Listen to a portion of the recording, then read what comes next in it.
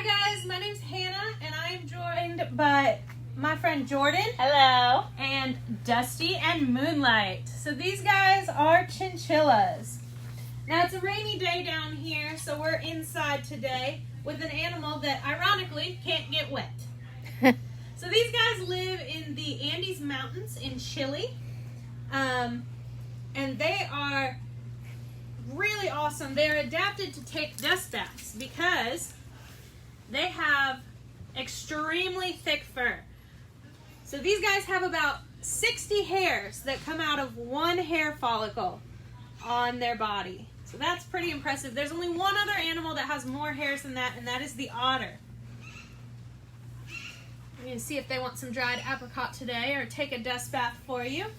So they take these dust baths because their bones are so fragile and they have so much hair that if they were to get wet, could actually break their bones because of how heavy their hair would be. So Moonlight and Dusty are actually related. We have, our dad is Dusty, he's about 9 years old, and Moonlight is just about 5 years old. They're a father and son pair. These guys are critically endangered in the wild because they have been overhunted due to the fur trade. Now you can see they're pretty small. They only weigh about a pound. So it takes about 200 chinchillas to make one coat, which is why they have been overhunted so much. These guys are really cool. They are members of the rodent family. And they actually have vestigial cheek pouches. So a cheek pouch for most animals is used to store food. They don't really need to do that because they've been domesticated for several years, actually since about 1920. These guys have been domesticated. So they don't need to use those cheek pouches anymore. So a vestigial trait is actually something that an animal has but doesn't have any reason to use anymore. You can kind of think of it like their appendix. You know, we have appendix, but we don't really need to use them anymore.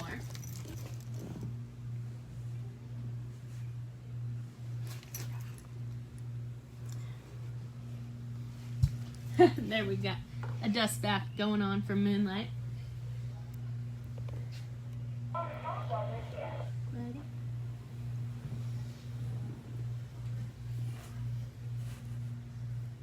So they actually have a defense mechanism when they're being chased by predators. A predator for these guys would be any kind of cat, maybe like a jaguar or something, but mostly birds of prey. Ready for your close-up, buddy? And obviously humans. But they actually have a defense mechanism where they can drop some of their fur. And it kind of tricks the predator into thinking that they caught them and to stop chasing them, even though they didn't, which is pretty cool. They also have floating rib cages, which is another reason they're such delicate creatures.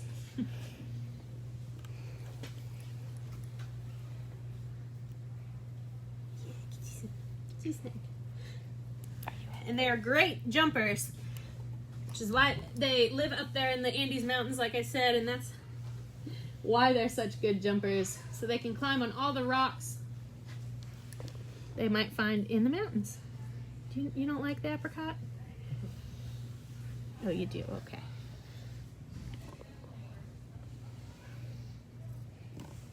Any questions so far? Regina would like to know, is there a chinchilla encounter? There is not. We don't currently have one. They are part of our programs department. So these guys actually come out for, sometimes they come out for birthday parties or special shows to see the public, but we don't currently offer an encounter with them. They're really curious about everything going on in here today. Sophia wants to know, can they hear at all and far away? They do. They have very good hearing. These guys are nocturnal, so they don't rely so much on their eyesight, but they use those giant ears to actually locate predators.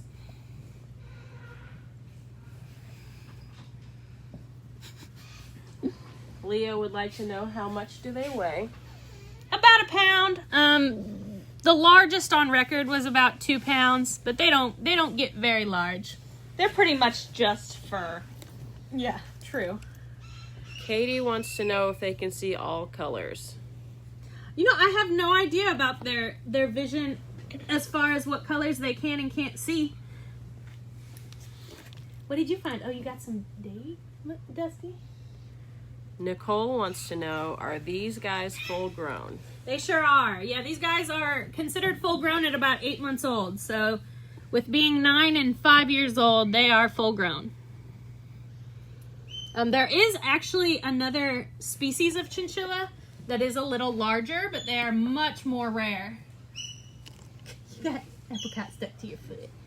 They do have very agile little hands too that they use to pick up grasses and hays. They're herbivores, so they would eat things like grasses, hays, roots, sometimes seeds and nuts.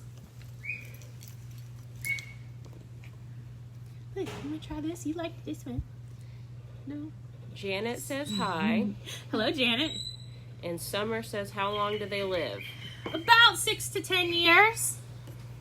That's average for these guys. They really liked those dates. They were better than the apricots. I'm sorry, I only brought a couple. Nicole wants to know why or why not are these good pets? They can be good pets if you do your research. They are, like I said, very interesting creatures, and they require a lot of special care, like their dust baths. They get them about 2 times a day. So they can be if you're an experienced pet owner. I wouldn't say they're good first-time pets. But when we talk about having these guys as pets, we want to make sure everyone understands that when you get an exotic animal as a pet, it's very important to 100% commit to the commitment and make sure that you're not... Careful, buddy.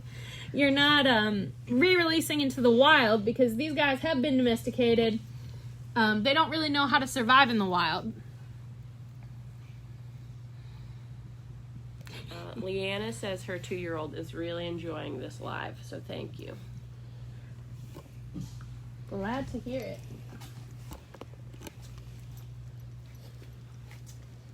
So the reason they have such thick fur is also so that they don't freeze up there on the mountaintops, because it can get a little cold up there. Hillary wants to know, can you boop their snoots? I can try, but they're not big fans of it. Moonlight especially has been trained to kind of, we call it loading up. So he'll get into our hands so that we can take him places. So sometimes when we present him with our hands, he thinks that it means he's supposed to go somewhere. No, not today. No. Today he knows that this is the fun thing they're doing. He's too excited. Yeah. Tammy says she can't wait until we can open back Hey, don't up. eat that. Don't eat the table. Me either. Same. Nicole would like to know, do they shed? They do a little bit. So like I said, they have that response to predators where they can drop a whole bunch of hair. They don't have like a specific season where they shed more. But they shed their hairs just like we do as they grow new ones. Mainly they just leave like a nice trail of dust everywhere. Yes, that is the worst part of them. Definitely not the shedding, but the dust. Leah wants to know, if you keep them as pets, can you bathe them? No, you cannot bathe them unless you're giving them a dust bath. So they make specialized dust. You can see here they've been inside, and it's very sparkly. So they are very sparkly animals after their little sand dust bath here. But no, you can't get these guys wet. They are social animals too, so they would live in large herds in the wild. Weston wants to know, do these guys belong in the bunny family? Actually, so they're rodents. And a lot of people think that rabbits are rodents, but they're actually their own family. So just because they have those big teeth that gnaw on things, people thought rabbits were rodents. But more recent scientific discoveries have shown that they are not as closely related to rabbits as other rodents, things like mice or hamsters. Sophia wants to know, where do chinchillas come from? So they come from the Andes Mountains, which are primarily in Chile.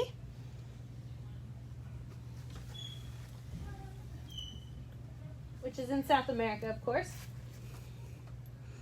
And they live at really, really high altitudes, up to 9,000 feet above sea level.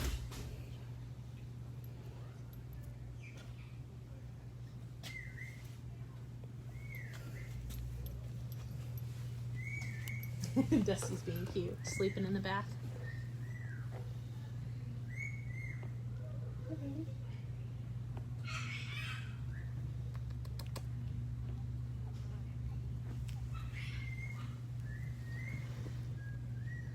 Another cool fact about these guys is that in the wild, a lot of the times they are monogamous, so they do mate for life.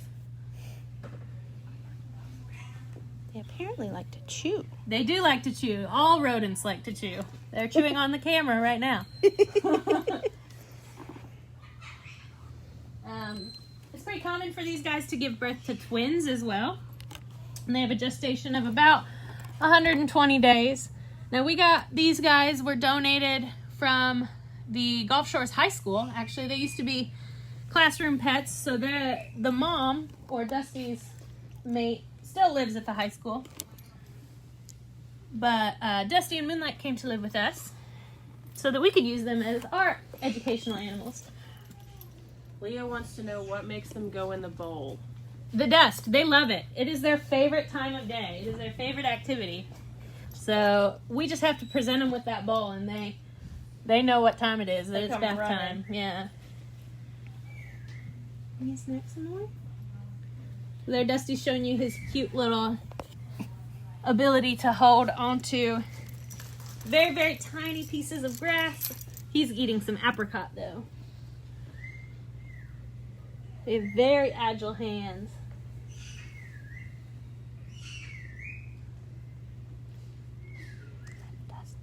Do they get any special enrichment, something that they really enjoy besides the dust bath? Absolutely. Their favorite thing other than the bath is probably boxes. Mm-hmm. They love to sit and hide in boxes because they are nocturnal. They spend most of the time we're here at the zoo hiding and sleeping. So they like to find a little crevice in the wild. They'd find a little rock crevice or something that they could sleep in for the day. And we kind of simulate that with some boxes here at the zoo. They love to sit in them. And the smaller, the better. They like to be squished into those boxes to simulate being inside those rocks. Good boy.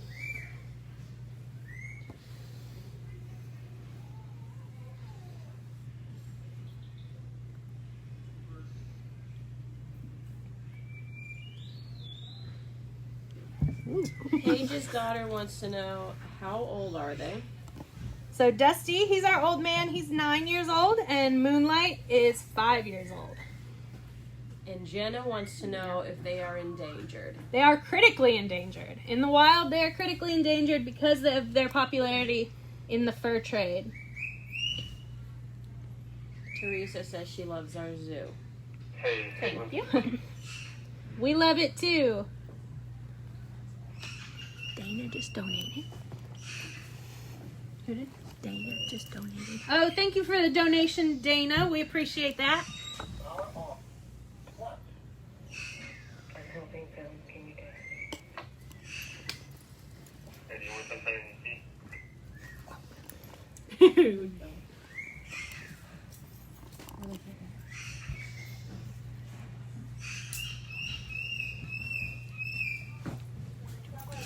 All right, guys, we have time for just a few more questions if anyone has any for me.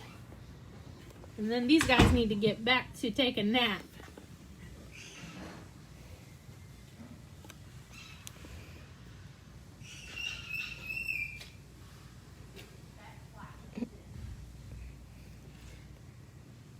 How do you tell them apart?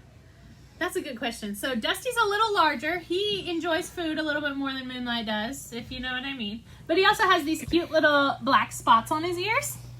So Dusty has this cute little black ears, and Moonlight doesn't have those. So that's the easiest way for us to tell them apart. And if you guys are looking for them when you come to visit the zoo, they do have to be kept inside because of our extreme heat and temperatures down here. So they only get to come outside for very short periods at a time. But usually if you come to one of our programs, our several shows during the day, they always try to make an appearance at least once a day. Out in the wild, how do they bathe? So because they live on the rocky outcrops and stuff on those mountains, they find sand or dirt to roll around in, just like they're doing here. What is their life expectancy? Susan would like to know. 6 to 10 years. Come on, buddy. Oh. He said no. He said no, I'm having fun. Shelly says thank you so much. She loves this and she's gonna come see us next year. Awesome. We can't wait to see you too, Shelly.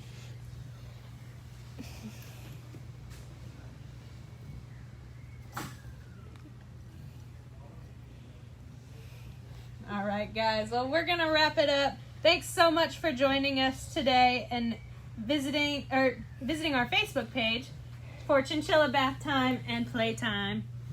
We hope to see you guys soon. As soon as we can reopen, we will let you know. We are always up to date on our Facebook page about when we will be reopening. And we do these lives every Sunday, Monday, and Wednesday. So we'll see you again on Sunday. Bye, guys.